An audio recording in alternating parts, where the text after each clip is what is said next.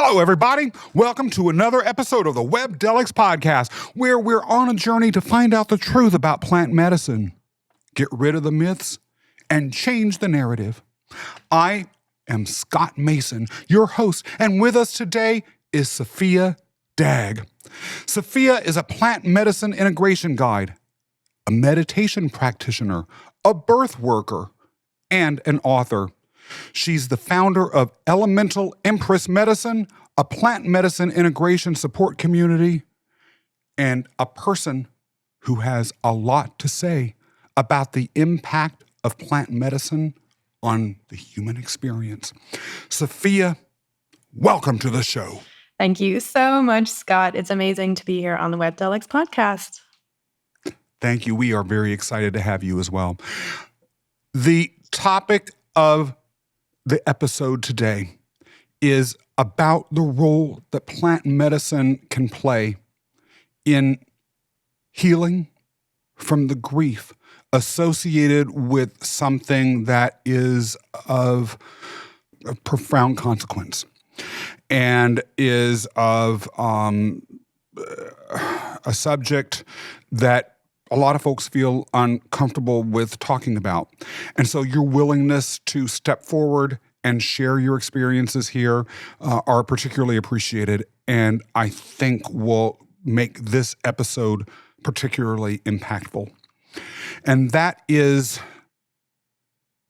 the grief associated with losing a child before it's born. A lot of times we go into lengthy scientific questions or questions about people's background and all of that sort of stuff. But in this case, I think that the audience will really want to hear, first and foremost, your story. So talk to us a little bit about what in your life led this to be an issue that became a significant part of your plant medicine journey. Yeah.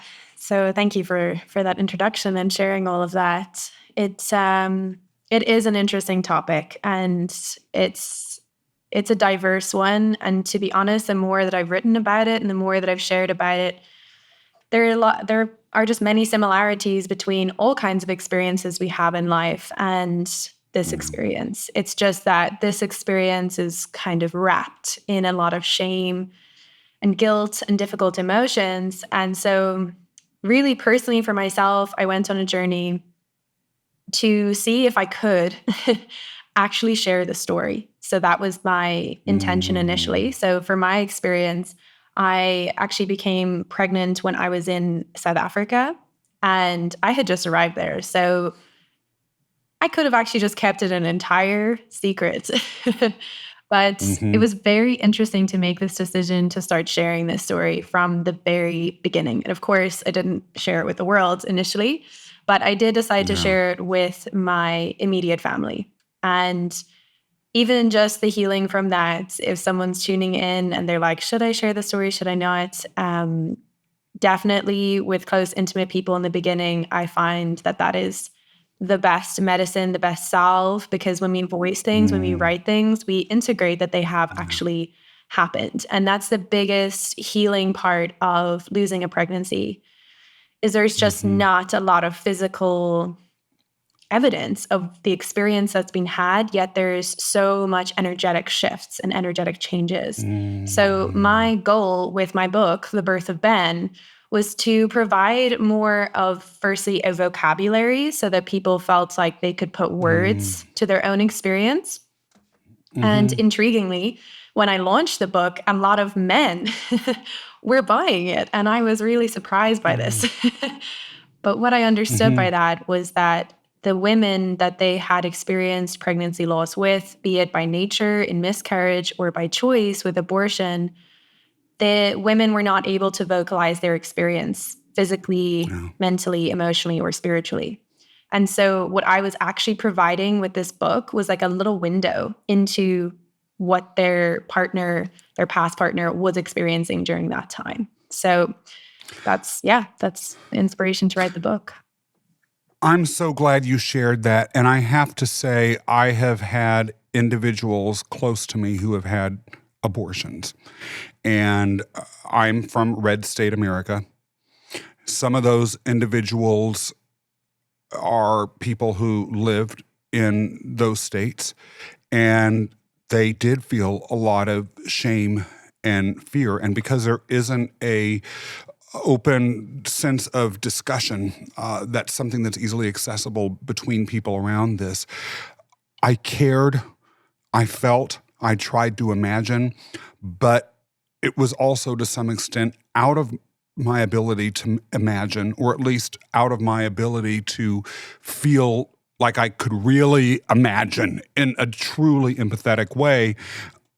And I think this issue of having a vocabulary is part of it. I didn't even know what language to use to ask some of these folks about their feelings and how I could support them.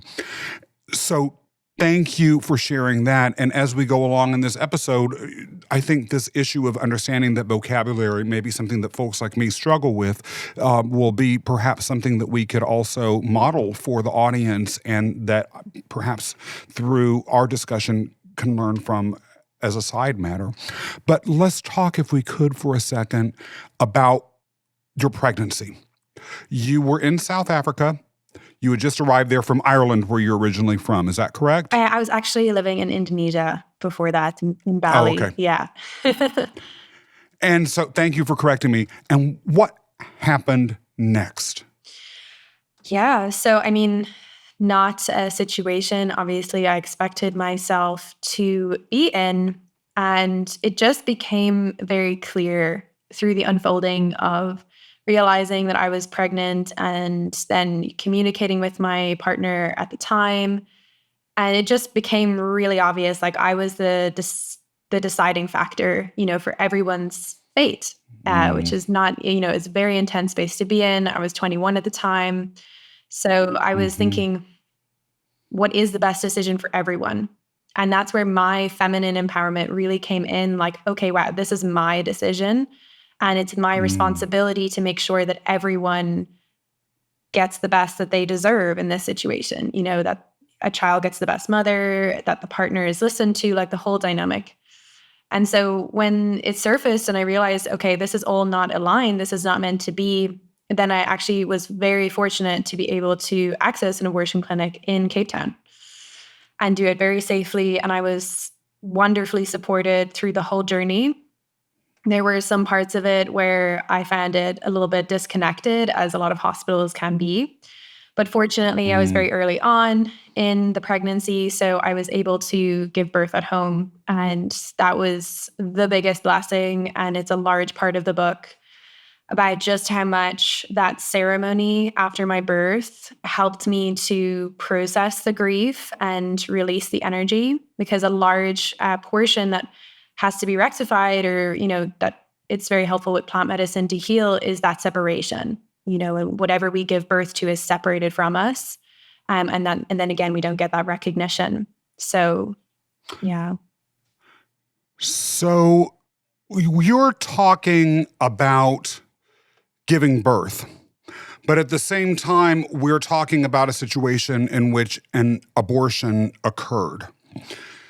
I want to make sure, this is a classic case where I want to make sure that my language is being used correctly and that I'm understanding exactly what's going on. Can you explain in a little bit more detail exactly what you mean here for those of us like me who cannot do anything other than claim ignorance? Of course. I love this dynamic of opening up the vocabulary. It's really fantastic and definitely the first step for sure. So there's really no other way to describe it. And some may disagree with that. And that's from a more logical point of view. I would observe. When one gives birth from a spiritual point of view, from a physical point of view, the birthing channel is opened. Whether the pregnancy lasted 8 weeks or it went to full term, you have to go through the process of release. The womb has to contract, and you have to go through that. So it's birth, whatever way you look at it. And again, that vocabulary is very empowering, I feel, for pregnancy loss, especially if women, for example, like I haven't had a child since then, but I still have this change, this physiological change in my body where I've gone through birth and I'm aware of Mother's Day, and like it's there and it's present in my awareness. We go through that initiation and we can't go back. So I always encourage women to say like, yeah, you have given birth. And even in hospital, when I worked in a maternity hospital, that was always counted. Abortion, a miscarriage is always counted. You might be on your third baby, even though it's your first full-term baby. That's just how it's explained. Thank you very much for that. In its own way, that series of statements is as profound as anything I've heard in a long time. And it's a way of thinking about pregnancy that honestly had never occurred to me before. That's all I can say. With that then language in mind, you gave birth, you went on with your life, I assume, but how did that from an emotional perspective, and if you want to talk about physical perspective too, how did that experience change you? Yeah, it just changed everything. I feel like I was asleep beforehand, and I've read quite a few stories of women having abortions, and there's this realization of like, okay, wow, I've made this decision. I've gone through all this pain, and for what? Yeah. You know, it's almost like now there's a more of a drive to make life worthwhile. And for me personally, in that moment, I could see who I wanted to be as a person, as a mother, as a business person. Like everything I wanted to do in my life was so apparent going through this decision. So then after the experience, I was just so motivated to become that version of self. That's the driving force. But on a physiological level, I was just filled with grief and sadness and heaviness that I really couldn't let go of. And I had stayed in South Africa for some time after that, still couldn't let go of it. I went back to Ireland because it was during the whole COVID pandemic's time. And I had this dream when I went back to Ireland that I was really pregnant in this dream. And I was running from every home that I'd ever been in. And I was trying to give birth, but I couldn't give birth no matter which house I went to. And I realized I had to leave my home country. I had to leave the people that knew me, basically. So I flew away to Costa Rica with this grief, with this pregnancy feeling still with me.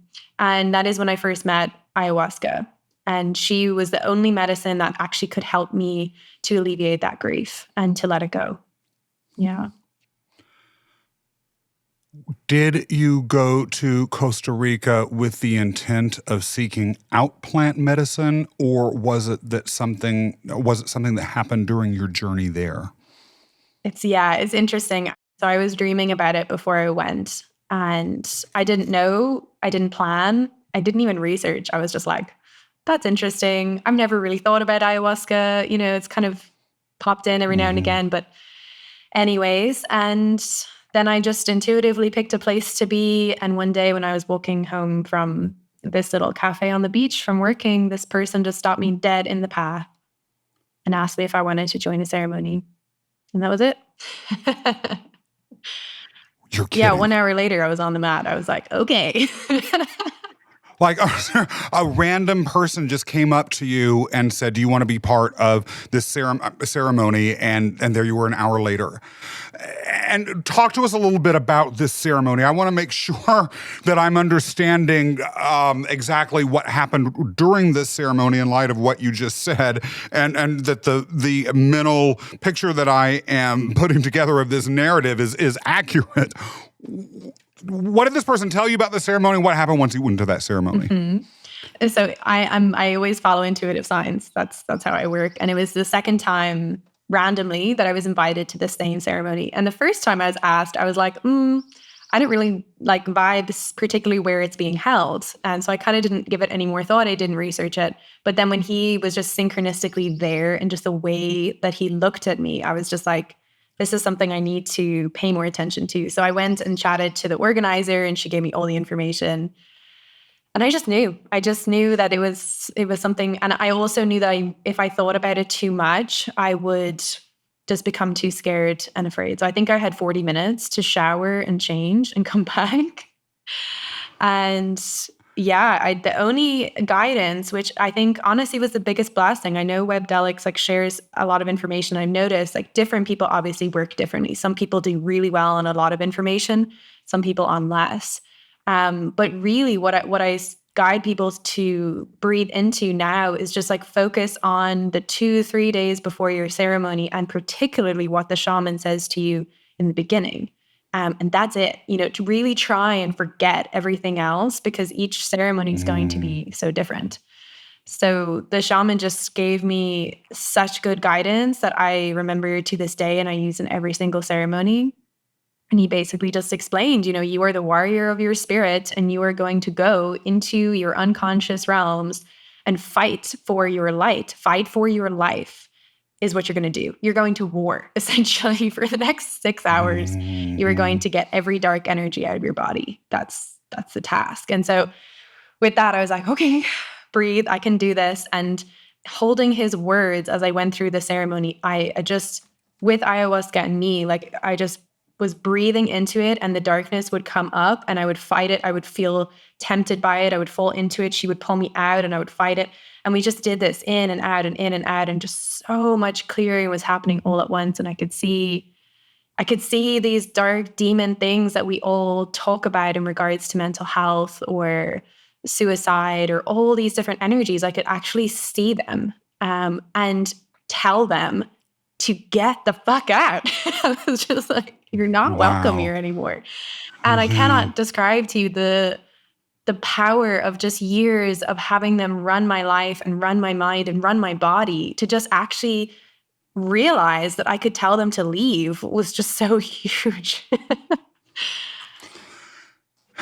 You indicated that a lot of what drove you to Costa Rica in the first place were the ongoing issues that you were having with regards to the feeling states and the emotional trauma that you were experiencing in the wake of the birth that you had in South Africa. Did that directly come up during the ceremony? Was that something that was part of your intention setting when you went into the ceremony? How did that play into everything? Great question. Yeah. It was the main part, really. So the main thing that happened, I mean, so much happens, it's impossible to remember everything. But one of the images that always stays with me is this really interesting concept. It felt like myself in that ceremony. It felt like I was present at the birth as like an angel, if you like. So in the ayahuasca, like I journeyed back into the space where it happened, in the bathroom in my apartment. And I was lying there on the floor with my partner, and we were going through the waves of the medication and the extreme pain. And I was just getting this sensation that like I was taking this like soul from myself, was the feeling. And it was like really sad, like this separation that was happening. And she was like, I was comforting myself and saying like, it's okay. Like there's no shame. There's nothing wrong. Like I'm just going to take it and everything's going to be okay. Mm-hmm. And that was the whole healing that happened in that experience. I felt like the translation of that for me was that, of course, I had released that pregnancy and that, path in life, but energetically, I was still holding on to it. So in the ayahuasca, it felt like really just actually letting the energetics of it go, and the thought processes and everything, just letting everything go. Yeah. Were there men and women in the ceremony? Was it mostly women? Who was involved in the ceremony? And from your perspective, would that have mattered considering the specific issue that you were facing? Yeah, in this particular ceremony, I was not super connected to everyone in the space because of the way that I came in. As I mentioned, it wasn't very planned. Yeah. So it was very much a solo journey. And even afterwards, it was quite a solo journey. There were men and women there.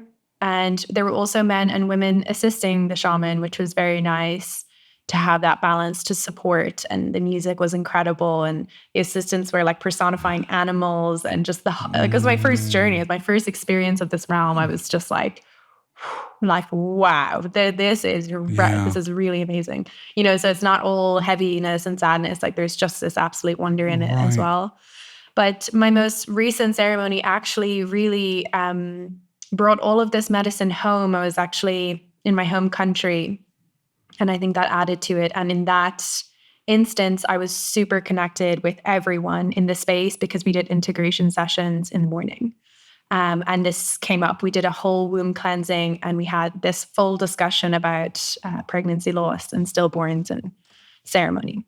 So that was very impactful. We're going to get back to that in a second. Then I want to go back to the Costa Rica experience. How do you feel that you changed after that experience with regards to the feelings that had led you to Costa Rica in the first place?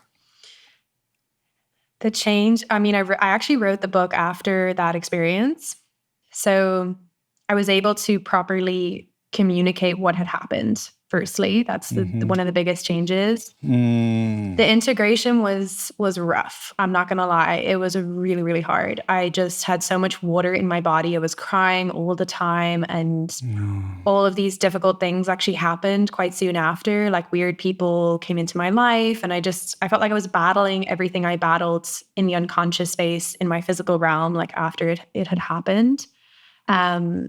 So that was quite stressful, but I really learned my own strength, and it pushed me to, like, because I was no longer defining myself by this event anymore. I was also no longer defining myself by this family that I had started or the country that I'd lived in. So I was just kind of in this void. That's the best way I can describe it, of just nothingness. And that's necessary and scary, it was a huge part of me finding who I am today and actually creating Elemental Empress Medicine and finding my own feet, For someone who may be listening to this and perhaps realizes as they are hearing your words that this is a grief that they may be carrying around, that maybe they've adapted to it or thought they've adapted to it, or maybe it's been something that's been in the back of their mind or even the forefront of their mind that they can't get rid of it. They just are dealing with it day to day. I would imagine that they might feel, on the one hand, a sense of hope, because you're saying that you were able to confront and release some of these emotions, but then you're talking about a void being there, and that may be very, very scary for someone in that situation. What would you say to such an individual? Yeah. What you are setting an intention to do if you decide to embark on this journey of letting it go, which I feel, to be totally honest, is your only option. You have to move forward, and you don't have a pregnancy anymore, and you're not, caring for this baby. So there is this like point, I feel, that's really helpful for women to support, like partners like us, to support each other getting to, basically, where you switch the energy. So the energy was channeling in a certain direction into a pregnancy. And then through these experiences, when you let go of the grief, so how I describe this from an elemental perspective, because I work with the elements fire, air, earth, and water, and that's how I ground all of these insights, this information. It's impossible to see the path forward. The fire in us is not shining anymore. And that's that solar plexus energy. It's the excitement in life. It gets dampened by sadness and by too much emotion in the body, which is water. So what we have to do first and foremost is drain the water in whatever way we can, be that ayahuasca or hiking, aerobic, like whatever you decide to do, getting that water to decrease. And then it's like the fire dries out, and then it can start to arise again. So if we try and light the fire when it's wet, it's just not going to happen. We have to deal with the emotion first. And then once the emotion is dealt with, once you release all that grief and sadness from the loss of your pregnancy, you will then naturally catapult yourself into the next stage of life. So if you're feeling like, why am I not moving forward? Why are things like, why can't I let this go? Know that you are naturally always moving forward. The only reason why you're not moving forward is because you're holding on to the past. So the focus actually is to let go of the past, and then you will naturally move forward. I have to wonder, in situations in which my own life has been dominated by trauma, part of what has been scary about letting that emotional challenge go is the feeling that I would somehow forget something that was so fundamental to my evolution. And so I can't help but wonder, and again, I hope this isn't a question that is overly naive, but I'm going to ask rather than just hold it back and not know an answer, which is, if you're releasing, is there any risk of, by letting go of that grief, you're somehow letting go of the memory of that experience or the child that you were, the fetus that you were carrying? I think, yeah, it's a fantastic question. And I'm sure it definitely is arising for people tuning into this and just in general going through these experiences. I definitely felt that. And at the same time, it has never been forgotten for me in the sense that I've changed it into just a different energy form.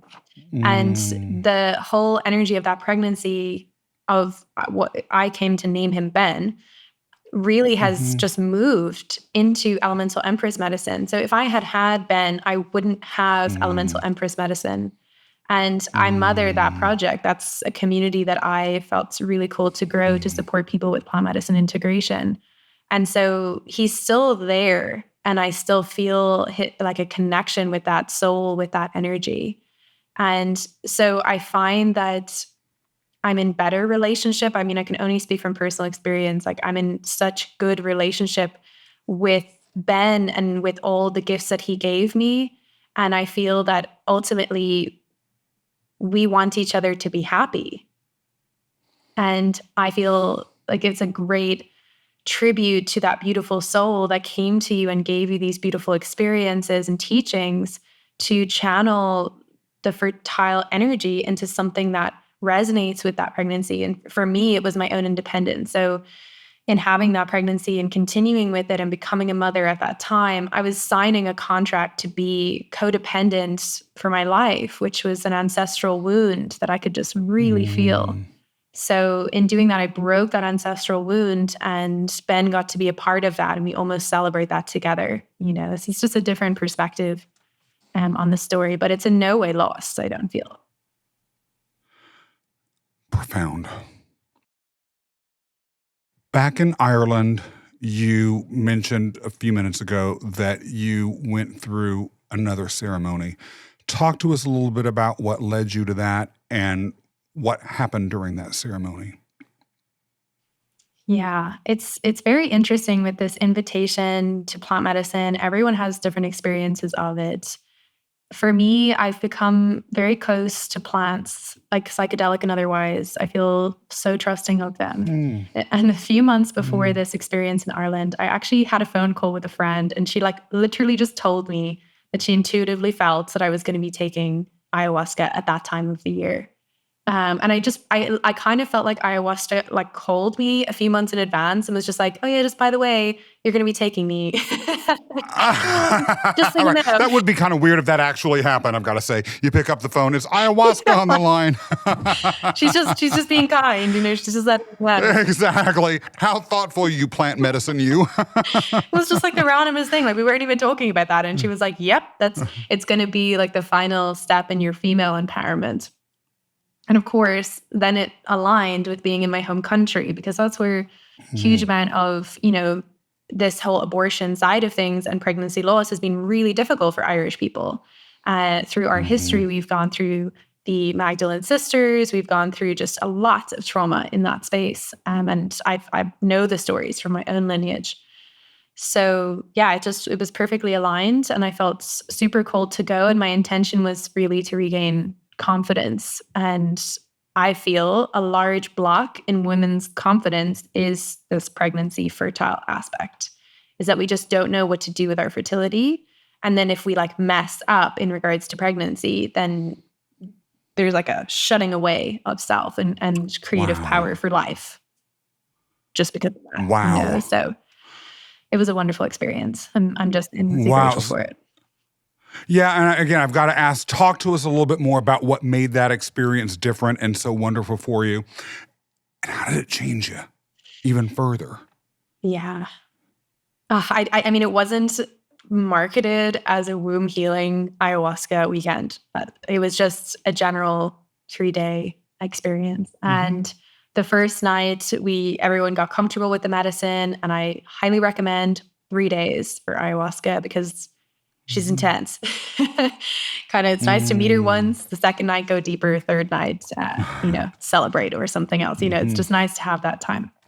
So we had 3 days together. So after the first session and the first integration time, it was clear that everyone was dealing with different womb issues. And I want to emphasize that there was men and women. It was pretty much half and half. And we had a full spectrum of ages. Like we had 20-year-old men and women and like 40, 50-year-old men and women. It was fantastic, the spectrum of this group.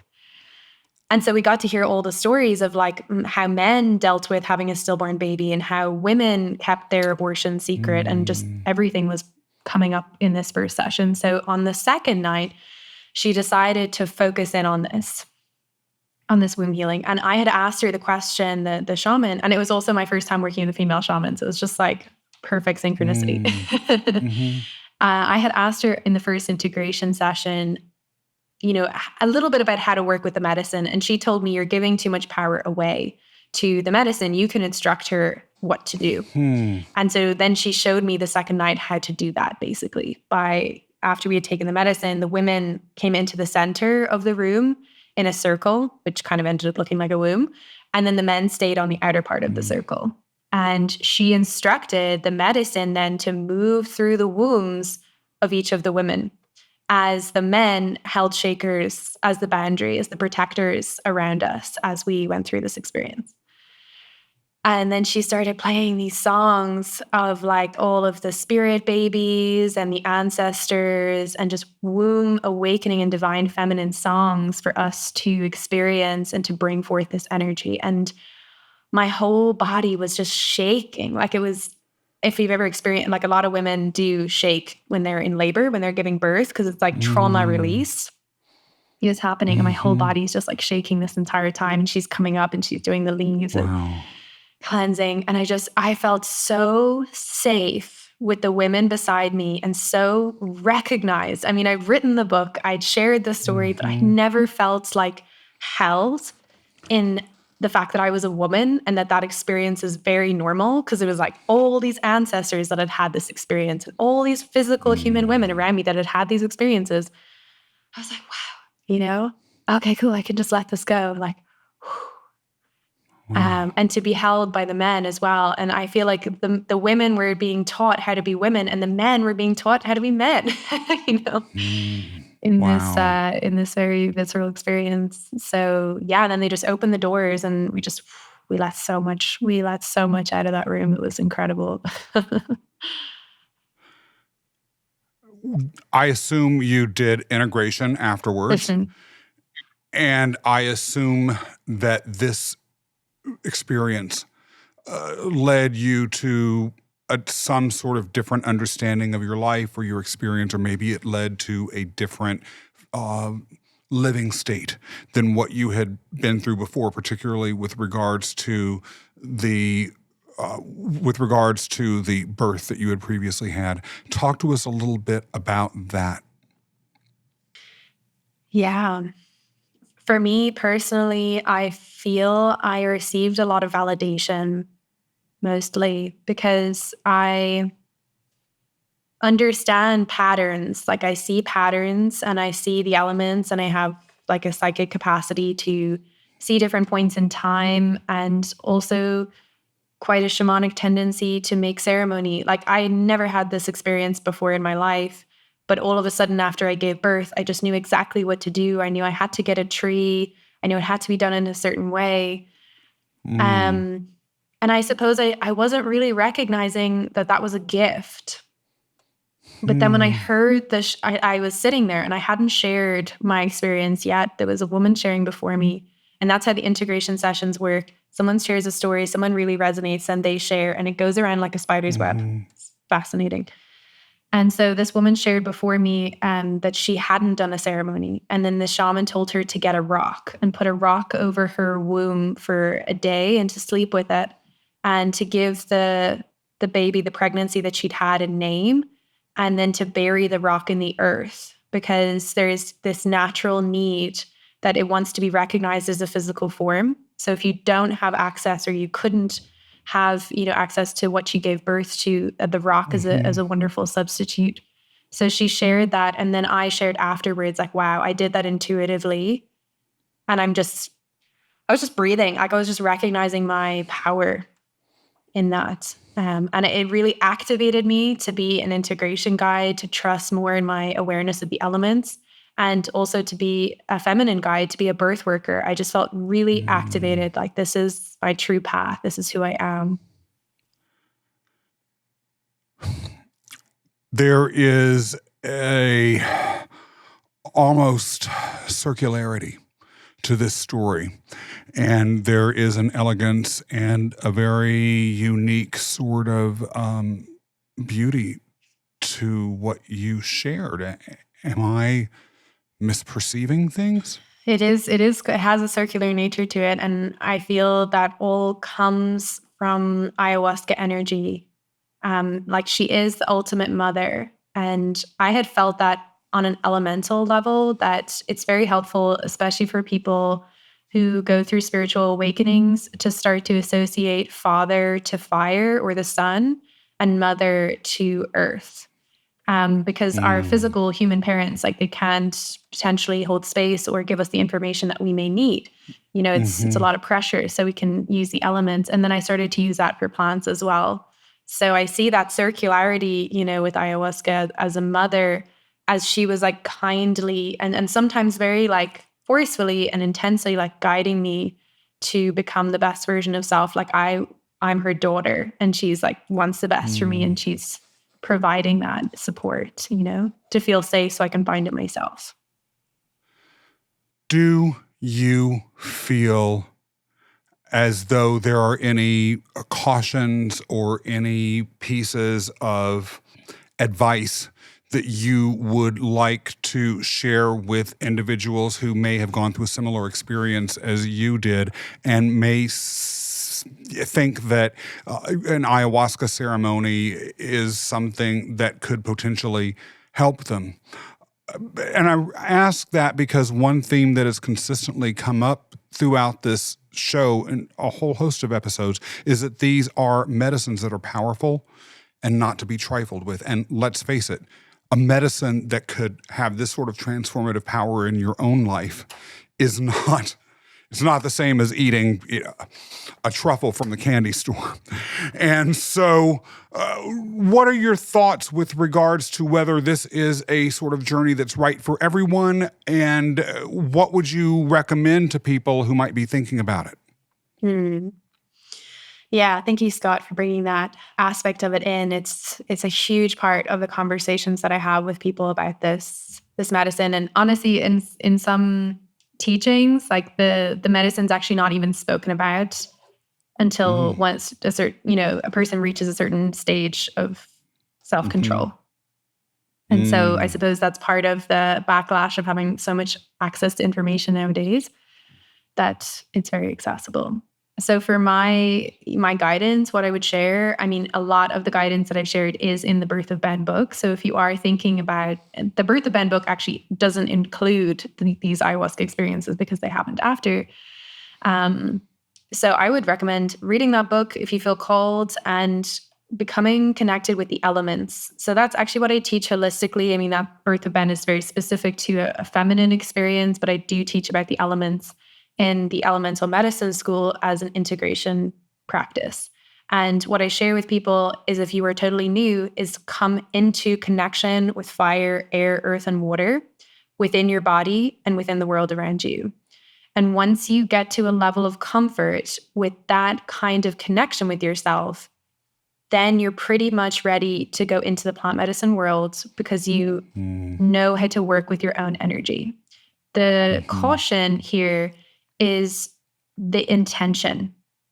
If you intend to go to any kind of plant medicine with wanting to just dump all your problems on the medicine or make it fix your problems, it's just going to be chaotic and it probably won't give you the results that you want.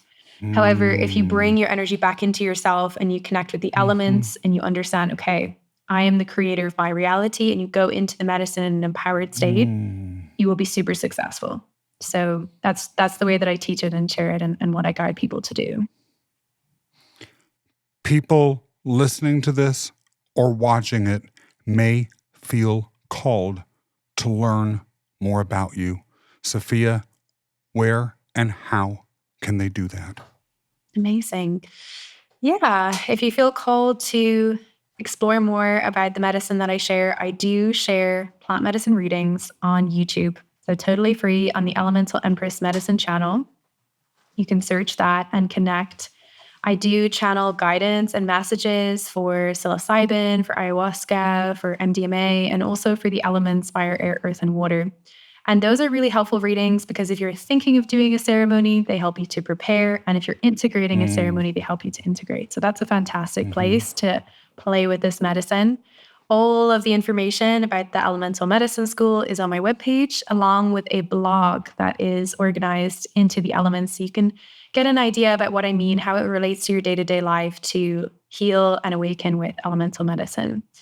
And lastly, I have my free plant medicine integration support community, which is such a group of loving people. We meet every single month on a free call. And we also have expert calls and meditations together, and wonderful resources in there. So there'll be a link for that community with this podcast. So yeah. Yes, there will be. And if you are looking for those links, just go to the show notes. Yeah, I super appreciate Webdelics for providing the space for people to share their honest and open stories, and for different kinds of guides as well to come forth, because, there's so many different ways to go about this kind of medicine. And I think I speak on the behalf of Webdelics' audience when I express appreciation to you for coming on here, for being so honest, and for enlightening us. There will be a lot that I think about with regards to everything that you shared going forward.